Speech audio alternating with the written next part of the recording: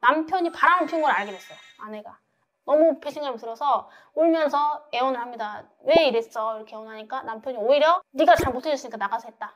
네가 나한테 해준 게 뭐 있냐. 이렇게 하니까 화가 나잖아요. 그래서 물건 집어 던진 거야, 남편한테. 핥힌 거야. 그럼 이 사람 감옥 가야 될까요? 벌금 받아서 전과가 생겨서 취업도 못하고 출국도 못하고 이런 제한을 받아야 될까요?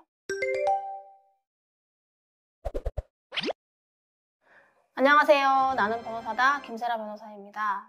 요즘 이제 이혼도 많고 그에 결부해서 가정폭력 사건도 많습니다. 뭐 경우에 따라서는 아동학대 사건도 참 많아요. 세상이 좀 각박해진 감이 없지 않아 있는데 여튼 이 가정폭력 사건에 관해서는 가정폭력 범죄의 처벌에 관한 특례법이라는 법이 있어요.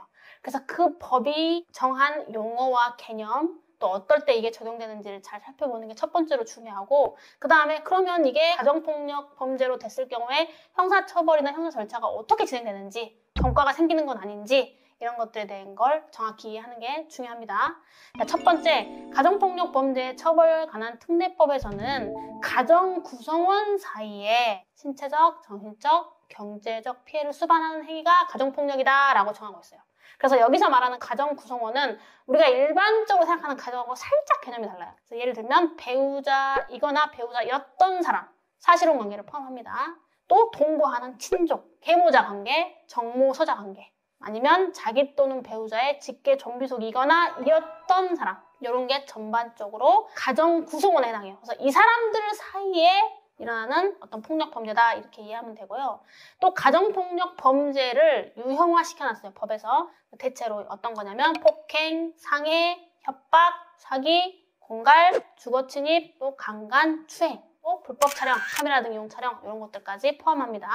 그리고 여러분들이 정말 많이 궁금해하시는 게 전과가 생깁니까? 라는 거예요. 가정폭력 범죄나 가정폭력 사건의 경우에 전과가 남는지를 가장 많이 궁금해하시고 이혼을 하는 경우도 있지만 이혼을 안 하고 같이 살면서 이혼 못하는 경우도 있잖아요. 정말 싫지만 뭐 예를 들면 자식 때문에 못한다거나 여러 가지 사람의 상황은 다 다를 수 있는 거거든요. 그래서 이혼을 하는 경우나 이혼을 안 하면서 같이 사는 경우나 이런 경우에 가정폭력 범죄로 이제 형사 처리가 됐을 때 형사사건화 됐을 때 전과가 생기는지가 가장 많이 여러분들이 궁금해하세요. 그래서 전과가 생기지 않을 수 있다. 그게 뭐냐면 첫 번째, 검사의 상담 조건부 기소유예 처분. 두 번째, 검사의 가정법원 송치. 세 번째는 검사의 형사법원 송치 이후 형사사건 판사님의 다시 가정법원 송치 결정. 이렇게 세 가지로 나눠져요. 자, 일단 첫 번째, 여러분 가정내부의 문제잖아요. 그래서 사실 순간적인 감정과 어쩔 수 없는 예를 들면 이런 거죠. 뭐 물론 때린 게 잘했다는 건 아니지만 남편이 바람을 피운 걸 알게 됐어요. 아내가. 너무 배신감이 들잖아요. 너무 배신감이 들어서 울면서 애원을 합니다. 왜 이랬어? 이렇게 애원하니까 남편이 오히려 기세등등한 거예요. 네가 잘못해줬으니까 나가서 했다. 네가 나한테 해준 게 뭐 있냐. 이렇게 하니까 화가 나잖아요. 순간적으로. 그래서 물건 집어 던진 거야 남편한테. 또는 핥힌 거야. 자, 이게 뭐 폭행이죠. 폭행이고 상해지. 그럼 이 사람 감옥 가야 될까요? 벌금 받아서 전과가 생겨서 취업도 못하고 출국도 못하고 이런 제한을 받아야 될까요? 아닐 수 있잖아요. 물론 잘했다는 건 아니지만 상황을 봐야 된다는 거죠. 그래서 이런 경우에 검사가 사건을 검토해서 상담 조건부 기소유예 처분. 그러니까 기소는 하지 말고 불기소 처분의 유형이에요. 불기소하고 대신 이제 이런 심리적인 걸 치료를 받을 수 있도록 검찰에서 좀 이렇게 해주는 게 상담 조건부 기소유예입니다. 상담 조건부 기소유예 처분은 전과가 아닙니다. 그래서 가장 유리한 거예요. 피해자에게 가장 유리한 겁니다. 그 다음에 이제 설사 기소까지는 해야 될 정도의 불법성은 인정된다고 할지라도 가정 내부의 문제니까 이 사람 전과자 만들지는 말자 해서 가정법원으로 보내는 송치 결정을 할 수 있어요. 그러면 이걸 가정보호 사건으로 처리하게 됩니다. 그러면 전과가 생기지 않고 벌금, 징역 이런 게 생기는 게 아니라 가정보호 처분, 그 보호 처분 결정이 따로 있어요. 그 유형이. 그렇게 처리가 돼요.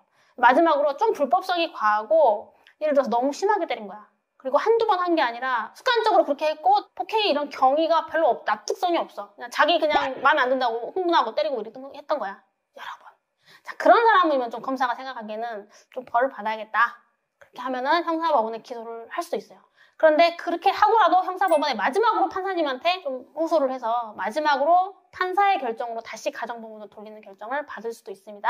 제가 그렇게까지 해본 경험도 있었어요. 이 기소, 상담조건부 기소유예, 가정법원 송치 결정, 형사법원으로 기소된 이후에 또다시 가정법원 송치 이 세 가지는 전과가 생기지 않는 가장 유리한 결정이 되는데 물론 이렇게 되기까지는 피해자의 의사가 가장 중요해서 피해자로부터 합의서나 처벌불원서나 선처를 구하는 탄원서를 받는 게 가장 좋지만 그런 걸 받지 못했다 하더라도 잘 상황을 설명하고 사건의 경위나 이런 것들을 잘 설득하면 충분히 전가가 남지 않는 3가지 결정을 받을 수가 있기 때문에 변호사님 합의서 못 받았는데요 라고 너무 실망하지 말고 그래도 할 수 있는 것은 최선을 다해서 해보셔야 됩니다.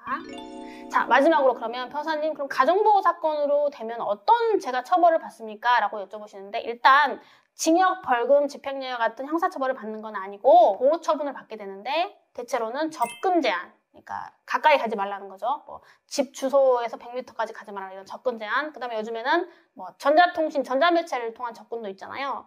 뭐 문자를 보낸다든가 전화를 보낸다든가 카카오톡을 보낸다든가 뭐 인스타그램 DM을 보낸다든가 이런 것도 피해자 입장에서는 싫을 수가 있어요. 그래서 판사님이 그런 전자적인 접근도 하지 말아라, 물리적인 접근도 하지 말아라, 이게 대체로 제일 많고 그 다음에 이제 뭐 수강명령, 봉사활동 이런 게 있을 수 있는데 이거는 말 그대로 이제 정해진 장소에 정해진 시간에 가서 강의를 하는 거예요. 강의 듣고 봉사활동도 하고 판사님이 정해줍니다. 시간과 이런 것들을.